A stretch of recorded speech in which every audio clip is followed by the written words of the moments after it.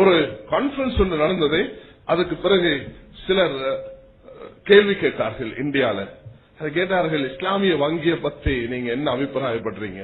நான் சொன்னேன், இஸ்லாமிய வங்கியாக இருக்கலாம், கன்வென்ஷனல் வங்கியாக இருக்கலாம், யாருக்குமே நீங்க வங்கிக்கு போங்கன்னு நாங்க சொல்ல மாட்டோம். யாருக்கும் நீங்க பேங்குக்கு போங்க, அது லோன் எடுங்க அல்லது பெசிலிட்டிஸ் முதாரபா அல்லது முஷாரகா அல்லது முராபஹா எது சரி எடுங்கன்னு யாருக்குமே நாங்க சொல்றது இல்ல. நீங்க இதை தவிர்த்து கொண்டு வாழ்றதுதான் ஆக சிறந்தது. அது எந்த ஒரு பேங்குக்கும் நீங்க போகாதீங்க. ஏன் அப்படி சொல்றீங்க? நீங்க தான் அட்வைஸ் பண்றீங்களே, இது எல்லாம் இருக்கிறீங்களே. அடுத்த கேள்வி கேட்டாங்க, யாருக்கும் சின்ன அமைப்புல செய்து கொள்ளணுமா? எனக்குள்ளது போதும் அல்ஹம்துலில்லாஹ். அதுவும் இஸ்லாம் உங்களுக்கு சொல்லுது. இல்ல உங்களுக்கு பெரிய மட்டத்தில் வியாபாரம் செய்யணுமா? இஸ்லாம் அதுக்கும் உங்களுக்கு அனுமதி தருகிறது. அப்படியான நேரத்தில் நீங்க ஹராமான இந்த வட்டில போய் சேர்ந்து கொள்ளாம ஹலாலான ஒன்றுக்கு உங்களுக்கு போகலாம் என்பதற்காக தான் இந்த ஹலால் வங்கி முறைய நாங்க அறிமுகப்படுத்த முயற்சிக்கிறோம்.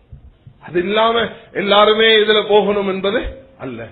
அதே நேரம் தனிப்பட்ட நபர்களிடத்துல ஒரு முதல கொடுத்து தனக்கு பெற்றுக்கொள்றதுக்கு வழிகள் மிச்சம் குறைவாக இருக்குது. அதனால் ஒரு பொது நிறுவனமாக இருந்து அந்த முதாரவா என்ற அடிப்படையில ஹலாலான வியாபாரம் செய்து அவர்களுக்கு மாதமோ வருடமோ ஏதோ ஒரு ஹலாலான ஒரு சேவிங்ல இருந்து அவர்களுக்கு போறதுக்கு வழி செய்யலும்னா இது புரோஷனமாக இருக்கும் என்பதுதான் எங்களுடைய கருத்தாக இருக்குது. கண்ணியமான உலமாக்களே, அன்பு சகோதரர்களே, பெரியார்களே, ரசூல் ஸல்லல்லாஹு அலைஹி வஸல்லம் அவர்கள் ஒரு ஹராம் இருக்கக்கூடிய நேரத்தில் ஹலாலுடைய வழிகளை நபி அவர்கள் காட்டி கொடுத்தாங்க. பிலால் ரலியல்லாஹு அவர்கள், யா ரசூலல்லாஹ், நான் போய் பேரிச்சப்பழத்தை கைபர்ல வாங்கினேன். எப்படி வாங்கினீங்க பிலால்? யா ரசூலல்லாஹ், எனக்கிட்ட இருந்து இந்த பேரிச்சப்பழத்தை நான் கொடுத்துட்டு நான் அங்கிருந்து பேரிச்சப்பழத்தை இப்படி எடுத்தேன். நபி அவங்க சொன்னாங்க, பிலால், நீங்க இன்றைக்கு செஞ்சது சுத்த வட்டி. 1 கிலோ பாஸ்மதியை கொடுத்துட்டு 3 கிலோ சம்பாவை எடுக்கிறது, இது சுத்த வட்டி.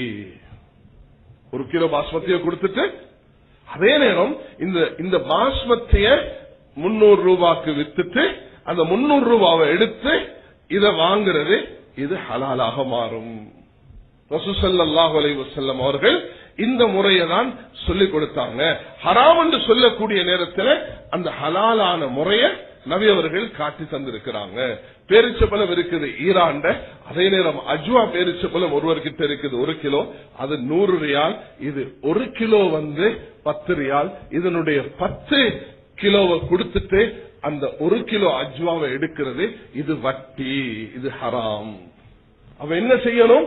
இந்த 100 ரியாலுக்கு 3000 கொடுத்து இந்த பேரிச்சப்பழத்தை வாங்கணும். அந்த 3000 கொடுத்து என்ன செய்யணும்? இத நீங்க வாங்கணும். இதுதான் இஸ்லாம் காட்டி கொடுக்கும் முறையாக இருக்குது.